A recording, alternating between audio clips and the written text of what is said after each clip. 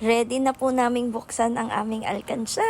So before po kami pumunta ng Cebu, yabrihan na namo ni Ginoko. Glisod pa si Uncle Anek nag-abre bayot Ginoko. Pero wa ni napuno day hafra.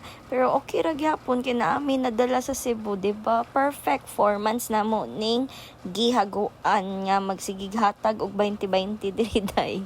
So tanan-tanan day ngon ani kanira amo ang naipon pero dako-dako na gyud ni siya as in wala mi nag-expect na mo abot siya og 7,200 na wala pa namo to napuno ha. What if napuno to namo? So anyway, napaman mi another alkansya nga buakon karong December, so hopefully mas daghan to og mapuno na namo to.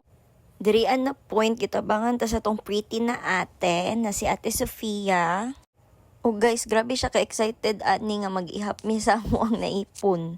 Anya na siya sariling iyahang alkansya ha. Mas maayo man na tun-an yun na to atong mga anak mag-ipon guys. Kay dira man na mag-start na makabalo sila mag-save para sa ilahang gusto i-achieve or unsa ilang gusto paliton.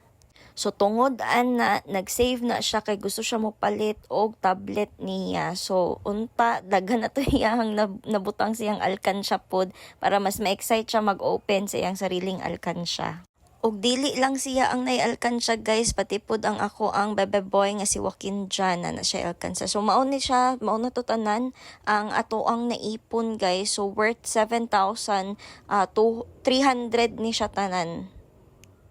So diba, nana may pandungag sa amo ang pang Cebu ani nga time. Kay giipon naman namo ni good before mi nilakaw kay para ma-change na namo siya sa bangko. Pero kinsa ko'y mag-expect sa 4 months naka 7,300 mi aning panahona. Diba? So maayo gyud na mag-ipon ta guys og tudloan na to atong mga anak mag-ipon kay Ginoo ko lisod kayo ang panahon karon, dapat gyud kabalo sila mag-save sa ilahang money.